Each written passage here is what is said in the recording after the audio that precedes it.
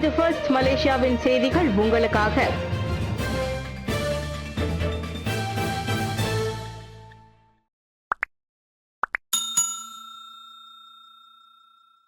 மக்களின் கவலை குறித்தே பேசினேன். ஹலால் குறித்தோ ஜாக்கிம் குறித்தோ கேள்வி எழுப்பவில்லை. தெரேசா விளக்கம். ஹலால் சான்றிதழ் குறித்தோ மலேசிய இஸ்லாமிய மேம்பாட்டுத் துறையின் ஜாக்கிம் பணி குறித்தோ தாம் ஒருபோதும் கேள்வி எழுப்பியதில்லை என செபுதே நாடாளுமன்ற உறுப்பினர் தெரேசா குக் தெளிவுபடுத்தியுள்ளார். என்றாலும் ஒரு நாடாளுமன்ற உறுப்பினர் என்ற முறையில் பல்லின மக்களின் பிரச்சினைகளுக்கும் அவர்களின் கவலைகளுக்கும் குரலாக விளங்க வேண்டியது என் கடமை. அதைதான் தற்போது சர்ச்சையாக்கப்பட்டுள்ள ஹலால் விஷயத்தில் நான் செய்தேன் என இன்று காலை புக்கிட் அம்மான் போலீசிடம் வாக்குமூலம் அழைத்துவிட்டு திரும்பிய போது முன்னாள் அமைச்சரான தெரேசா சொன்னார். தம் மீதான போலீஸ் புகார்கள் தொடர்பில் நடைபெறும் விசாரணையில் போலீசுக்கு முழு ஒத்துழைப்பு கொடுப்பதாக கூறிய தெரேசா அனைவரும் சற்று நிதானம் காக்க வேண்டும் என கேட்டுக்கொண்டார். பன்றி இறைச்சி மற்றும் மதுபானம் பரிமாறாத அனைத்து உணவகங்களுக்கும் பானங்கள் விற்கும் கடைகளுக்கும் ஹலால் சான்றிதழை கட்டாயமாக்க உத்தேசிக்கப்பட்டிருப்பதாக சமய விவகாரங்களுக்கான அமைச்சர் நைம் முக்தார் முன்னதாக கூறியிருந்தார். தனித்து வாழும் தாயான ஒலிவியா இணைய பகடிவதையால் அவதி. 24 மணி நேரத்தில் தொடர்பு அமைச்சர் ஃபாமி ஃபாட்சில் மூலம் உடனடி தீர்வு. டாமான்சாராவை சேர்ந்த தனித்து வாழும் தாயான ஒலிவியா லோபஸையும் இணைய பகடிவதை விட்டு வைக்கவில்லை. அவரும் இந்த இணைய பகடிவதையில் பாதிக்கப்பட்டு அந்த அழுத்தம் அவரின் மகளை தற்கொலைக்கு இட்டு சென்றதாக தெரிவித்தார். மதம் மாறி ஸ்பிரிச்சுவாலிட்டி ஹீலிங் எனும் ஆன்மீக சிகிச்சை மேற்கொண்டதால் சில தரப்பினரிடையே கேள்விகளையும் அதிருப்தியையும் ஏற்படுத்திய நிலையில் 4 குழந்தைகளின் தாயான ஒலிவியா மீது இணையத்தில் பலவாறாக கருத்து பதிவிட்டு தாக்கப்பட்டதாக அவர் கூறினார். இக்கருத்துக்களை குறித்து தாம் பொருட்படுத்தவில்லை என கூறிய அவர் மனவேதனைக்குரிய வகையில் சிலர் தனது குடும்ப உறுப்பினர்களின் புகைப்படங்களை ஆபாச படங்களாக மாற்றியும் நகைச்சுவை பயன்படுத்தி இணையத்தில் வெளியிட்டு தாக்கியதையும் பகிர்ந்து கொண்டார். இதனைத் தொடர்ந்து ஹிப்னடைசர் எனும் அறிதுயில் சிகிச்சை வழங்குபவரான ஒலிவியா லோபஸ் காவல்துறை புகார்களுடன் அதற்கு ஆதாரங்களையும் கொண்டு தொடர்புத்துறை அமைச்சர் புகார் வழங்கியதில் அவருக்கு அமைச்சர் ஃபாமி ஃபாட்சில் மூலம் உடனடி தீர்வு கிடைத்துள்ளதாக தெரிவித்தார்.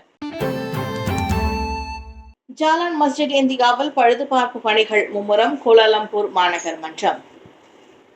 ஜாலான் மஸ்ஜித் இந்தியாவில் நிலம் உள்வாங்கிய சம்பவம் குறித்த தகவல்களை அங்குள்ள வியாபாரிகள் பிரதிநிதிகளுடன் அடிக்கடி பகிர்ந்து கொள்ள கோலாலம்பூர் மாநகர் மன்றம் DBKL முன்வந்துள்ளது. DBKL அரசு நிறுவனங்கள், மஸ்ஜித் இந்தியா வர்த்தக பிரதிநிதிகள் ஆகியோருக்கு இடையில் செப்டம்பர் 5 நடைபெற்ற 2 கலந்தாய்வுகளின் போது அந்த உத்தரவாதம் வழங்கப்பட்டது. மஸ்ஜித் இந்தியாவின் ஒரு பகுதி சாலை, அதாவது விஸ்மா யாகினில் இருந்து ஜாலான் மஸ்ஜித் இந்தியா போலீஸ் குடில் வரை சுமார் 160 மீட்டர் தூரத்திற்கு மூடப்பட்டுள்ளதாக தகவல்கள் அச்சந்திப்புகளின் போது தெரிவிக்கப்பட்டது. கட்டமைப்பு வசதிகளின் பரிசோதனை மற்றும் நில அமைப்பு ஆய்வு பணிகளுக்கு வழிபடுவதற்காக அச்சாலை மூடப்பட்டுள்ளது. பாதிக்கப்பட்ட பகுதியை சுற்றிலும் ஹார்டிங் சுவர் பலகை அமைக்கும் பணி நேற்று முழுமை பெற்றதும் குறிப்பிடத்தக்கது. சம்பவ இடத்தில் பாதாள சாக்கடையின் பழுதுபார்ப்பு பணிகளும் மேற்கொள்ளப்பட்டு வருகின்றன. பழுதுபார்ப்பு பணிகள் நடைபெறும் காலம் நெடுகிலும் ஜாலான் தார் இரவு சந்தை வியாபாரிகள் வேறு இடத்திற்கு மாற்றும் திட்டமும் முன்வைக்கப்பட்டது. இவ்வேளையில் மஸ்ஜித் இந்தியா மசூதியினுள் தொழுகையிடம் நெருக்கமாக இருப்பதால் வெள்ளிக்கிழமை தொழுகைக்கு மசூதிக்கு வெளியே கூடுதல் இடத்தை ஒதுக்கி தருமாறு விண்ணப்பம் முன்வைக்கப்பட்டுள்ளது. குரங்கம்மை நோய் பரவலை தடுக்க MCO அமுல்படுத்தப்படாது. சுகாதார அமைச்சு உத்தரவாதம். நாட்டில் எம்பாக்ஸ் எனப்படும் குரங்கம்மை நோய் பரவலை தடுக்க நடமாட்ட கட்டுப்பாட்டு ஆணை உள்ளிட்ட எந்த ஒரு தடையையும் விதிக்க அரசாங்கம் எண்ணம் கொண்டிருக்கவில்லை.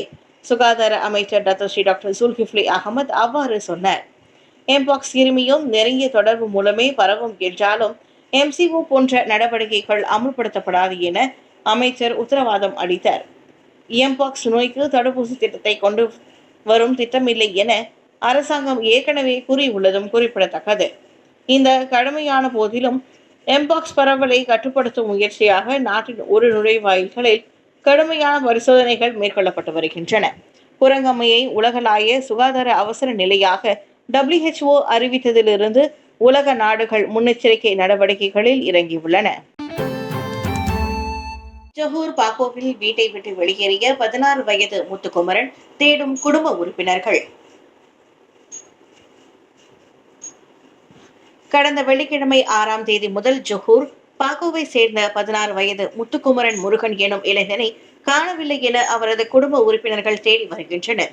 இதுகுறித்து தொடர்பு கொண்ட அவர்கள் படிப்பு தொடர்பாக அந்த இளைஞன் வீட்டை ஏற்பட்ட அதிருப்தியால் வீட்டை விட்டு வெளியேறிவிட்டதாக அவரது தந்தை தெரிவித்துள்ளார். குடும்பத்தில் மூத்த பிள்ளையான முத்துக்குமரன் படிப்பு நாட்டம் நிலையில் இருந்துள்ளார். இதனால் அவருக்கும் தாயாருக்கும் அடிக்கடி தகராறு ஏற்பட்டுள்ளது. அவரை திருத்துவதற்காக பள்ளியையும் மாற்றியுள்ளார் அவரது தந்தை. இந்நிலையில் புதிய பள்ளிக்கு இன்னும் செல்லாத முத்துக்குமரன் கடந்த வெள்ளிக்கிழமை மதிய வேளையில் நீல வர்ண சட்டை, கருப்பு கால் சட்டையுடன் வீட்டின் முன் காலனியை துடைத்து கொண்டிருந்த முத்துக்குமரனை அதன் பிறகு யாரும் பார்க்கவில்லை. ஆங்காங்கே அனைவரும் அவனை தேடியும் அவன் கிடைக்கவில்லை. இதனிடையே அண்டை வீட்டு சிசிடிவியில் முத்துக்குமரன் முருகன் பை ஒன்றை எடுத்துக்கொண்டு சென்றது கண்டறியப்பட்டுள்ளது. காவல்துறையில் புகார் அளிக்கப்பட்ட நிலையில் அவரது நண்பர்களிடம் முன்னதாக வேலை தேடி பத்துகேவிற்கு செல்ல உள்ளதாக முத்துக்குமரன் கூறியுள்ளது தெரிய வந்துள்ளது. எனினும் பத்துகேவ் சுற்று வட்டாரத்தில் முத்துக்குமரன் இல்லாத நிலையை அறிந்து பெற்றோர்கள் தற்பொழுது பொதுமக்களின் உதவியை நாடியுள்ளனர். இவரை பற்றிய தகவல் அறிந்தாலோ அல்லது இவரை எங்காவது கண்டாலோ திரையில் காணும் எண்ணுடன் தொடர்பு கொள்ளுங்கள். 016-278-2490. அனுமதியின்றி ஹலால் முத்திரை பயன்பாடு ஸ்ரீகாயா தொழிற்சாலையில் அதிரடி சோதனை. மலேசிய இஸ்லாமிய மேம்பாட்டுத் துறையின் ஹலால் முத்திரையை அனுமதியின்றி பயன்படுத்திய சந்தேகத்தின் பேரில் பேராக் கமுந்தெங் தாமான் கிளென்வியூவில் உள்ள ஸ்ரீகாயா தொழிற்சாலையில் நேற்றிரவு அதிரடி சோதனை மேற்கொள்ளப்பட்டது. உள்நாட்டு வாணிபம் மற்றும் வாழ்க்கை செலவின அமைச்சின் KPDயின் தைப்பிங் கிளை மேற்கொண்ட சோதனையில் ஸ்ரீகாயா பொட்டலங்களில் ஹலால் முத்திரை இருந்தது கண்டறியப்பட்டது. பேராக் மற்றும் பினாங்கில் விநியோகம் செய்யப்படுவதற்காக அந்த ஸ்ரீகாயா ஜாம்கள் தயாரிக்கப்படுவது தெரிய வந்தது. ஹலால் மலேசிய ஹலால் அனுமதி சான்றிதழை கேட்டபோது தொழிற்சாலை உரிமையாளரால் அதனை காட்ட முடியவில்லை. இதையடுத்து 2011 வர்த்தக குறிப்பு ஆணையின் கீழ் 452.25 ரிங்கிட் மதிப்புள்ள ஷிகாயா உணவுப் பொருட்கள் அடங்கிய பொருட்களுக்கு சீல் வைக்கப்பட்டது. ஷிகாயா ஜாம் அடைக்கப்பட்டிருந்த 65 டப்பாக்கள், ஹலால் முத்திரை பதிக்கப்பட்ட 2000 பிளாஸ்டிக் டப்பாக்களும் அவற்றில் அடங்கும். 1994ஆம் ஆண்டு முதல் அந்த தொழிற்சாலை செயல்பட்டு வருகிறது. ஆனால் அதன் ஹலால் முத்திரை அனுமதி காலாவதி ஆகி விசாரணையில் இருப்பது கண்டறியப்பட்டது. ஹலால் முத்திரை விவகாரத்தில் சட்டத்தை மீறுவோருக்கு அபராதங்களும் சிறை தண்டனைகளும் விதிக்கப்படலாம் என KPDN அனைத்து தரப்பினரையும் எச்சரித்துள்ளது. குவாலஸ்லாங்கூரில் பெற்ற பிள்ளையை கொடுமைப்படுத்திய தாய்க்கும் காதலருக்கும் 2 ஆண்டு சிறை. 5 வயது பெண் பிள்ளையை சித்திரவதை செய்த குற்றத்தை ஒப்புக்கொண்ட தாய்க்கும் அவரின் காதலருக்கும் குவாலஸ்லாங்கூர் செஷன்ஸ் நீதிமன்றம் 2 ஆண்டுகள் சிறை தண்டனை விதித்துள்ளது. சிறை தண்டனை முடிந்து வெளியானதும் இருவரும் நன்னடத்தை காரணமாக கண்காணிப்பில் இருக்க வேண்டும் என்றும் நீதிபதி தீர்ப்பளித்தார். குழந்தைக்கு காயம் ஏற்படும் அளவிற்கு அடித்து கிள்ளி மிதித்ததோடு மட்டுமல்லாமல் உடலில் கொதிக்க நீரை ஊற்றி கொடுமைப்படுத்தியதாக இருவர் குற்றம் சாட்டப்பட்டிருந்தனர். தனித்து வாழும் தாயான 32 வயது அப்பெண்ணுக்கு அது ஒரே குழந்தையாகும். ஆகஸ்ட் 13ஆம் தேதி செப்டம்பர் 4ஆம் தேதிக்கும் இடைப்பட்ட காலத்தில் குவாலஸ்லாங்கூரில் உள்ள வீட்டில் வைத்து அக்குற்றத்தை புரிந்துள்ளனர். நிபந்தனைகளுடன் 30,000 ரிங்கிட் ஜாமீனில் விடுவிக்கப்பட்ட மாணவியை தனது கிரஷ் என கூறி காணொலி எடுத்த பேருந்து ஓட்டுநர். மாணவர்களை உட்படுத்தி சர்ச்சைக்குரிய காணொலிகளை டிக்டாக்கில் பதிவேற்றி வைரலான 24 வயது பள்ளி ஓட்டுநர் மீது இன்று நீதிமன்றத்தில் குற்றம் சாட்டப்பட்டது. முதல் குற்றச்சாட்டின்படி அவரின் கையில் உறவினர்கள் 4 வயது மகளை கன்னத்தில் முத்தமிட்டது பாலியல் ரீதியாக வகைப்படுத்தப்பட்டது குற்றம் சாட்டப்பட்டது.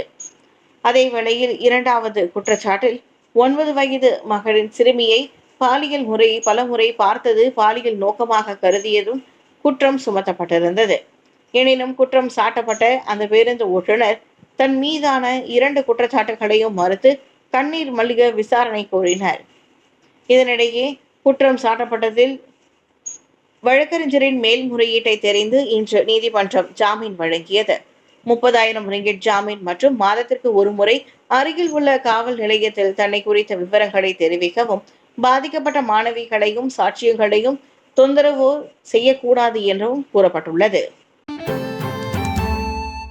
கெபோங் அடுக்குமாடி குடியிருப்பில் இருந்த 60 வயது மதிக்கத்தக்க முதியவரின் எலும்புக்கூடு. கோலாலம்பூர் கெப்போங்கில் அமைந்துள்ள அடுக்குமாடி குடியிருப்பில் நேற்று முதியவர் ஒருவரின் எலும்புக்கூடு கண்டெடுக்கப்பட்டது. 4 ஆண்டுகளுக்கு முன்பு இறந்திருக்கலாம் என நம்பப்படும் தனது தந்தையான அந்த முதியவரின் எலும்புக்கூடாக இருப்பதாக அவரின் மகன் தகவல் கொடுத்ததாக கெப்போங் காவல் நிலையம் உறுதிப்படுத்தியது. 60 வயது மதிக்கத்தக்க அந்த முதியவர் விவாகரத்து பெற்று தனித்து வாழ்ந்து வந்த நிலையில் குவாண்டஸரில் மாணவர்களுக்கு கல்வி கற்றுக் கொடுத்தார். முன்னதாக இவர் நீண்ட விடுமுறைகளுக்கு கிராமத்திற்கு திரும்பி விட்டதாக அண்டை வீட்டாரிடம் கூறியுள்ள நிலையில் அவர் சொந்த ஊருக்கு திரும்பி விட்டார் என்றுதான் அனைவரும் நம்பியுள்ளனர். இந்நிலையில் அவர் இறந்து கிடக்கப்பட்டு எலும்புக்கூடு சுற்று வட்டார மக்களிடையே பெரும் அதிர்ச்சியை ஏற்படுத்தியுள்ளது. முகநூல் முதலீட்டு மோசடியில் சிக்கிய பஹாங்கை சேர்ந்த ஆசிரியர் 1,31,347 ரிங்கிட் இழந்தார். முகநூலில் 2 முறை முதலீடு இல்ல திட்டத்தில் சிக்கிய 28 வயது ஆசிரியர் 1,31,247 ரிங்கிட்டை இழந்துள்ளார். கடந்த ஜூலை 26ஆம் தேதி பாதிக்கப்பட்டவர் முகநூலில் விளம்பரப்படுத்தப்பட்ட இணைய கிரிப்டோ கரன்சி முதலீட்டு திட்டத்தில் ரெட் நோட்ஸ் எனும் இணைப்பின் வாயிலாக இணைந்துள்ளதை பஹாங் காவல்துறை தலைவர் டதஸ்ரீயாகிய ஒத்தமான் உறுதிப்படுத்தினர்.